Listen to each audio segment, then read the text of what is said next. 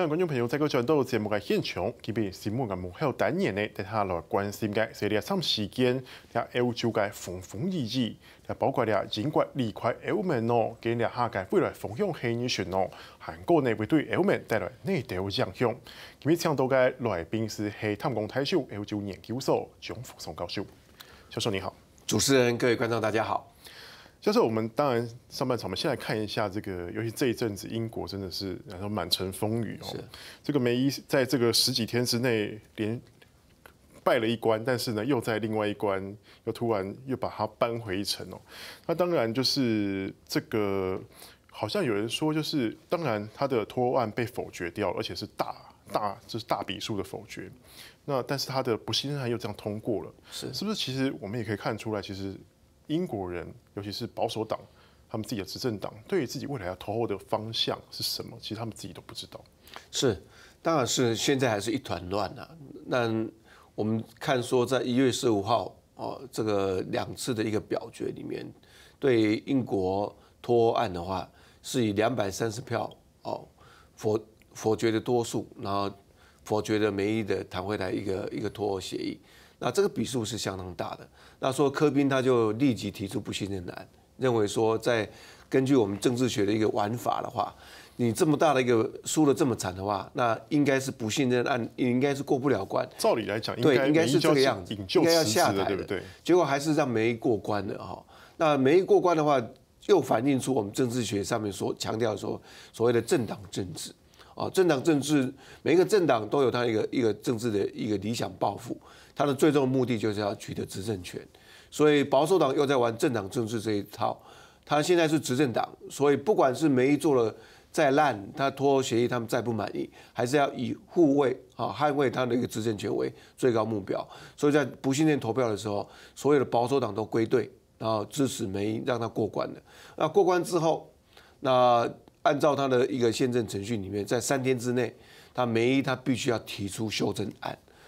中間卡了一個週末，所以在21號的時候，梅伊才提出所謂的 B 計劃。那我們看到說 B 計劃其實讓很多人是感到非常失望的啊，跟 A 計劃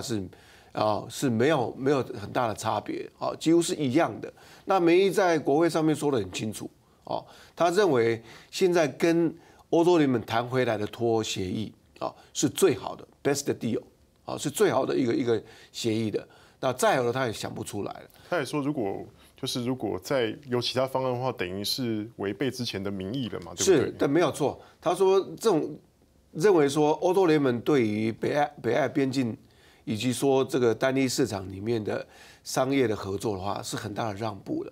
他去實際上面去布魯塞爾跟這些歐洲聯盟的官員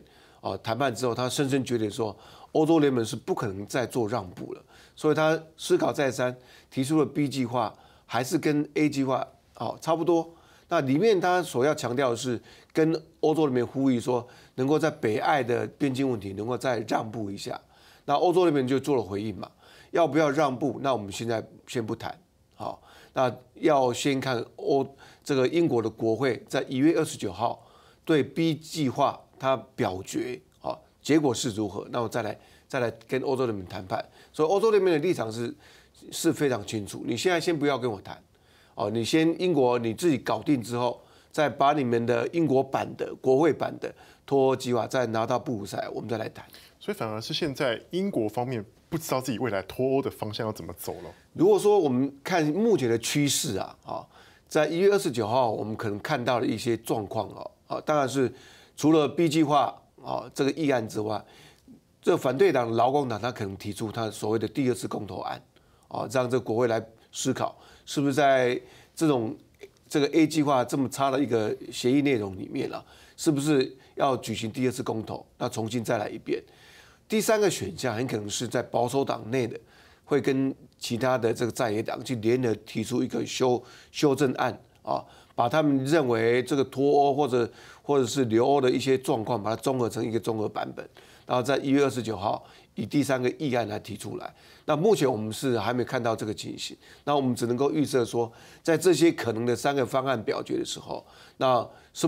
麼事情都可能，因為在整個脫歐過程，我們這2年半我們看下來，所有專家預測的方向几乎都是失准了，都是失准的啊。那今天的话就是很特别的一个状况之下，1月29号我们再看看吧。可是现在其实这个欧盟方面也似乎也在1月底的时候也要启动这个批准脱欧的相关的程序了，是不是也代表说，就算不管怎么样，其实现在英国跟欧盟在谈判的这个空间或是时间来讲，已经是越来越少，甚至说没有这个可能性。今天我们看到说，欧洲议会他放出风声说1月底他要把这个 A 版的这个脱欧协议要去表决。哦，那这个的话是欧洲联盟内部的一个程序。今天的话，欧洲联盟派出了一个执行委员会的一个谈判代表，去跟英国去谈出了这个脱欧协议。那照程序来，欧洲议会它有权利在进行表决，行使同意权。那这个是程序上的问题。那会不会成为最终版的定案？那是还是要取决于英国是不是点头。所以欧洲议会如果说1月底它通过了，那这个还不算数。哦，那英国不同意的话，那这个欧洲联盟不能够片面的说，我内部已经同意这样做，那我不管你了，就照这样来做，不行的，这是违反这个里斯本条约里面的规定的。那话说回来说，今天如果说在1月29号，英国协调出一个新的一些建议的话，那这些新的建议拿到欧洲联盟表决会不会对这个新的内容会做让步，这是值得去探讨了。那也未必说像一些专家所讲的说，欧洲联盟绝对不会让步的。那目前我们看到28国的对英国的立场、脱欧的立场来看的话，有一些国家是支持英国的，有些是坚决反对英国的。啊，坚决反对的这一派的啊，比较强硬派的，譬如说法国跟西班牙，他认为说欧洲联盟不应该对英国再做让步了。好，那因为如果再做让步的话，等于是牺牲欧洲的利益，破坏了欧洲联盟的制度。所以法国跟西班牙是很坚持的。那比较软的这一派的话，比如说德国、荷兰跟波兰啊，这些呢比较从这个经济面角度来看这个问题。如果说硬脱欧的话，那对德国、荷兰、波兰甚至整个欧盟的经济影响是非常大。所以这3个国家他们认为说，还可以好好去思考一下。能够做怎样的一个最低的让步，然后取得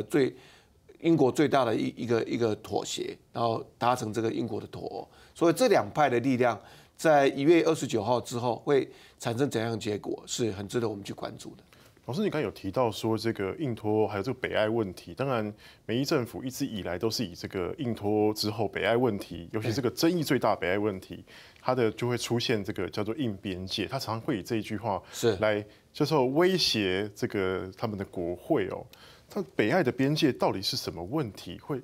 造成这个脱欧案现在卡在这边？北爱的问题为什么会这么严重？那主要是跟现在英国梅伊政府的结构是有关系的。梅伊政府的话，它现在保守党在国会里面只有317席，那要过半数是320席，所以它是在未过半数的情况之下，它找来了北爱尔兰的这个民主统一党这个DUP 它有10席的位置加起来是327席，过半数。那这个北爱尔兰这个民主统一党，它加入这个梅伊的政府的一个唯一的条件，就是在脱欧的谈判当中，一直要保持这个北爱的软边境，也就是说，现在的这个自由畅通的一个状况必须要维持。那这是他唯一坚持的条件。所以他谈回来这个条件里面，我们看到说脱欧协议里面看到了，英国跟欧洲联盟达成一个协议，是在北爱尔兰跟爱尔兰共和国的边境。在2020年12月31号之前是要维持畅通的，那这完全是反映在，就符合了这个北爱尔兰这个民主统一党它的一个诉求。那这一点的话，对于保守党里面的硬脱欧派，他是不能够接受的。硬脱欧派的看法是，你既然的话要脱的话就脱干净嘛。那今天北爱尔兰跟爱尔兰共和国你维持软边境的话，那形成了一国两制，藕断丝连，一国两制。那有一部分是还是留在欧洲联盟里面，那这种情形，硬脱欧派他是认为是不能够接受了。所以未来对这个边境的问题，梅伊如果去说服保守党里面的硬脱欧派能够接受这个软边境的一个建议，那或者是欧洲联盟能够采取一个其他扩大的一个办法，对于这个英格兰半岛英格兰这个大不列半岛里面的这个英格兰、苏格兰、威尔斯，是不是也能够给他更多的一个自由空间，然后让一体适用，不要说形成一国两制的情形。那这个是在未来我们观察一个重点之一啊。当然，眼看就是329那个大限就快到了，那当然中间还有很多那个不确定性太高了。那其实现在有各界有在讨论说，是不是延后这个英国脱欧的时间？老师，你评估一下。对这个329这个日期啦，我个人的认为呢，它目前的状况要维持是很难的当然是在1月29号的一个表决里面，会针对这个要不要延后脱欧进行很严肃的辩论。如果说英国国会认为说现在时间不多，现在70天左右，那对后续的一些处理时间的话不够的话，英国国会同意延后，那这个情形才能够延后那所以说目前来看的话，梅伊的话心理上面所想的是倾向于延后他虽然他以前的立场是非常坚持说3月29号他要完成历史的任务，准时的让英国脱离欧洲联盟。但经过了1月15号，他惨痛的失败之后，他认为后续的他需要更多的时间，跟保守党党内的这些反这个梅伊这个脱欧协议的人去协调，甚至他要去跟在野党去说服他不要再2次公投了来往这个他目前谈回来的英国脱欧的协议里面内容，再根据这个内容来做小幅的调整。那不管是怎么调整的话，3月29号这70几天的话，对双方来讲，所谓的双方就是对英国国会跟欧洲联盟时间都相当紧迫。不要忘记了，英国国会如果说谈妥了之后，还要经过欧洲联盟这一关，欧洲联盟它才能够根据英国国会谈妥的内容，再紧急召开一些高峰会议、部长理事会，然后去就他们谈妥的一些内容，然后进行27国的讨论。那27国的讨论那是需要时间的，所以329如果说要如期脱欧的话，那这个任务是相当艰巨的。好，谢谢老师。那是今日上半场内容，下半场呢继续过来看了未来啦，我们2019年嘅节目，你看了后继续关心。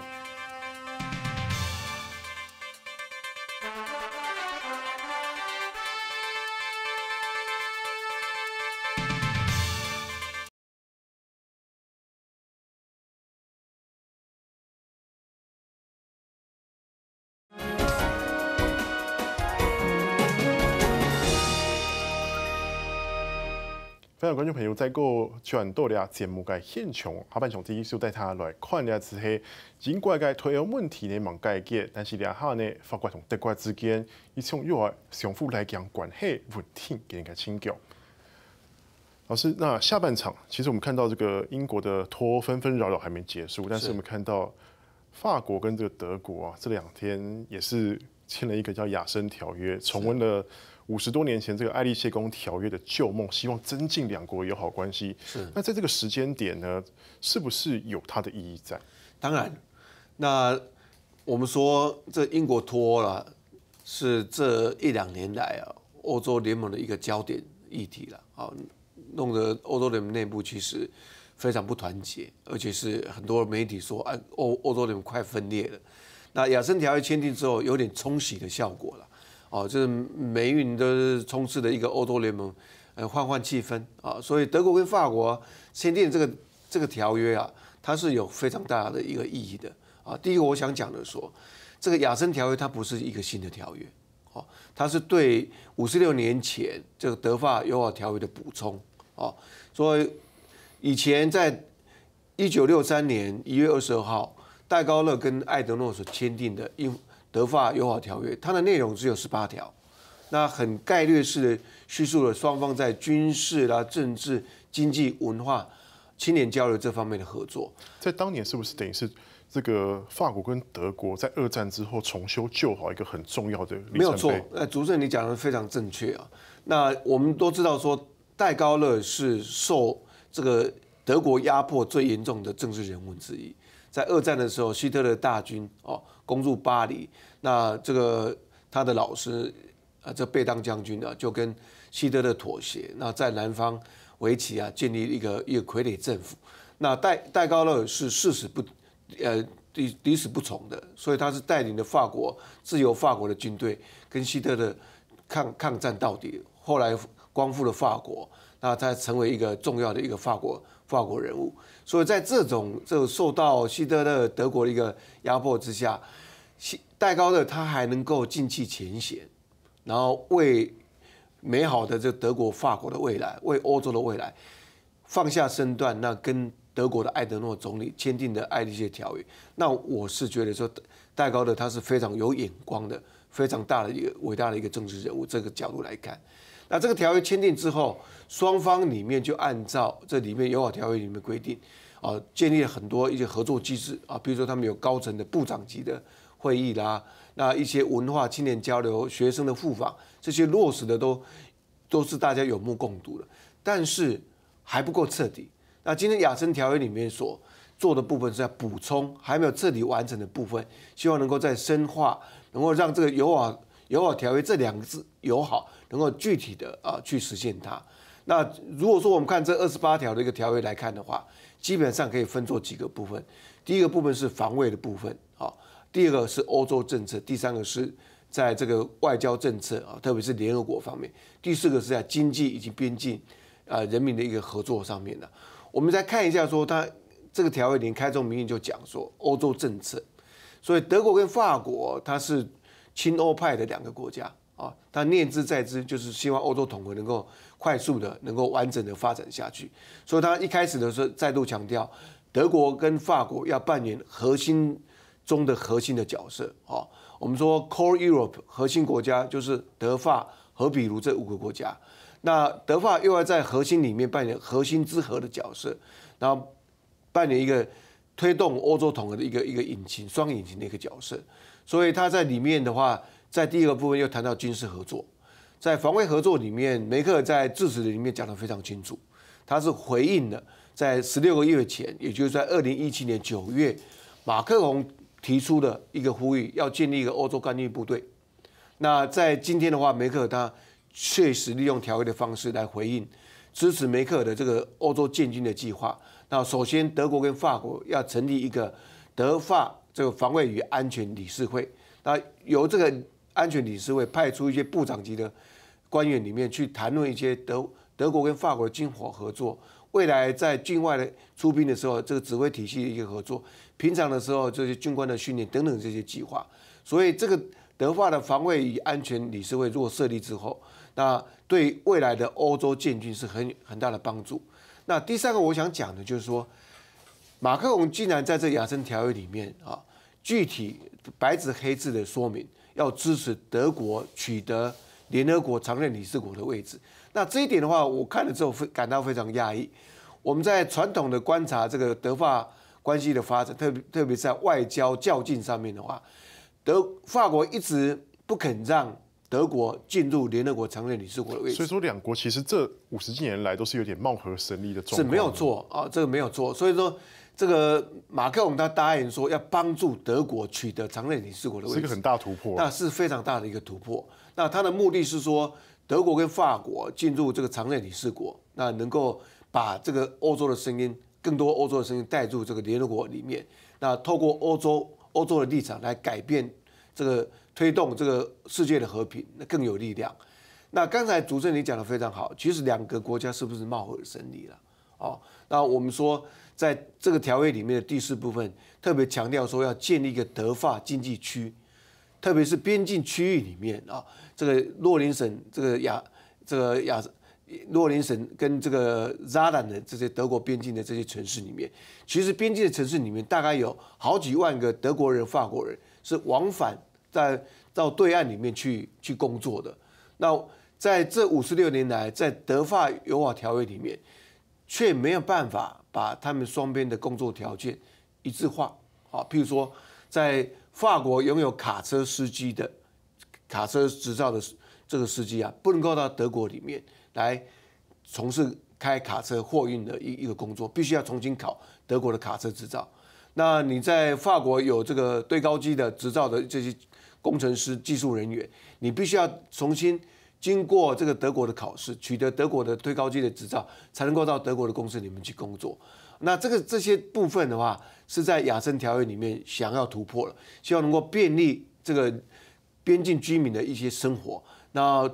甚至他们也讨论到一个非常非常重要的一个部分，就是说他们的交通跨境的交通，他们巴士啦，这个铁路线要形成德法的一个网络，也是共同生活圈的概念了。没有错，希望说能够利用这个方式，能够促进边境的贸易，那便利这边境居民的一个生活，让这个友好条约能够具体落实。这可是我们又看到说，其实包括连德法他们自己国内极右派都在唱衰这个条约，包括连川普都进来掺一脚，在嘲讽说，这个法国曾经是德国手下败将啊。那这样子，你今天你又要让他推他进联合国，然后呢，你又要给他这样地位，是不是？你们根本不可能有这样的合作嘛？连他们国内都说，那你们这样两个领导人根本就是叛国行为，为什么会有这样声音出来？是。这个叛国的行为，这个是这个 Marine Le Pen 啊，他所用的一个重话了。他在媒体上面公然批评说，这马克龙你跟梅克尔签订的这亚森条约是在卖国啊，因为在法国Marine Le Pen这一派的极右派分子，他还是视德国为敌人。哦，他处处在提醒法国人说，以前我们是世仇啊，以前德国是怎么欺负我们。所以在这种大和解这个亚森条约的情况之下，在法国的极右派眼里，他是容不下去的哦。所以说，他一直批评说，你今天的话要利用这个让德国进入安理会啊，成为常任理事国，那要跟德国去谈这么紧密的军事合作，那把这个法国的军事指挥权要跟德国去分享，这等于是卖国，等于是把这个法国的主权要去跟德国去分享。那所以说，这个议题在德国同样的，德国的极右派，比如说德国另类选择党，他也批评这亚森条约是一种这个马克龙企图利用这亚森条约的包装，取得德国的钱，然后利用德国的钱去帮助这个法国经济的发展。所以说这是很不耻的。德国另类选择党做了这么严厉的批评，所以从这个面向来看。这个条约并不是皆大欢喜的，是受到所有层面的人所支持的。极右派分子会不会利用亚森条约的签订，把它扩大成今年5月26号欧洲议会选举的一个主要议题、主要亮点，来取得他的选票？这是观察家继续观察的一个重点。老师，你刚刚提到说，这个包括连德法之间极右派，当然有一些反对声音。但我们现在也看到这一阵子有一件小事件，就是意大利的那个副总理，他一直在骂马克宏，说你是造成难民的问题的元凶，尤其是针对法国这个部分呢，是不是也可以看出说，这个2019对欧盟来讲，其实是一个关卡或是一个关键年？首先，我解释一下，说意大利副总理为什么说这种重话了啊？因为意大利也是地中海联盟的一份子啊。地中海联盟是法国萨科齐总统推行的一个大政策，那要把地中海区域里面把它合作整合起来。那这个联盟之间会有这么大的一个批评啊，它主要的批评点是在于说，今天呢有很多非洲的难民进来了，那非洲有很多国家是法国的前殖民地，所以就是法国没有照顾好哦。那过度的剥削，才让这些非洲的国家吃不好穿不暖的，才要变成难民逃到欧洲来。所以他的理由是在这个，我这都半世纪以前的事情。但是他这种批评是有点偏颇。当然，非洲难民是这次难民潮的一部分，但是不要忘记了，经过统计之后，主要的进入欧洲的难民是主要来自于叙利亚、伊拉克跟阿富汗，而非洲还是少部分的哈。那今天的话，我们说难民的话，它一个未来绝对还是526欧洲议会大选的一个主要议题之一，未来也是欧洲联盟它头痛的问题。但是我们看到说，今天有一个好的趋势，就是说进入欧洲的难民有下降的一个趋势。那这个趋势的话而且是非常明显。比如说进入德国的这些难民啊，在2015年的时候是89万人。那在16年就剩下28万，那17年的话剩下18万，那18年的话剩下就8万9万不到一个数字。那它的趋势里面也慢慢的从东边的地中海转移到西边啊。一开始是从东边的这个希腊啦，这个巴尔干半岛这边上来，然后到后来在18年的时候从意大利上来，那后来意大利它采取拒绝政策啊，这个就乱上来的这些难民的话，他就不接受他。那慢慢的这条路被堵住之后，难民就慢慢从西班牙那边上来，所以西班牙在未来的他所承受的难民的压力会比其他国家还重。那这个是欧洲联盟所必须要注意的，如何协助西班牙来解决这个难民问题，是未来我们观察欧洲难民议题的一个重点。所以说这一年展望来看的话，似乎也是一样会被难民所困扰了。对。我个人对2019年他欧洲联盟的一个运势我是认为是不太看好的啊。那英国脱欧它所造成的影响会继续会影响到这个5月26号欧洲议会的选举。那预计这个右派会利用这个英国脱欧这个声浪那取得更多的一个票数了。那难民问题目前来看的话，这个中东欧国家以及西边的这个欧洲联盟的会员国，他们的交集还是不大，冲突点还大，所以欧洲联盟内部的一些问题它会还继续存在，旧问题存在，新的议题，比如说对于这个中东欧国家里面右派政权、波兰政权匈牙利政权对欧洲联盟体制的冲撞，那这方面是很值得我们继续去观察。好，谢谢老师。谢谢。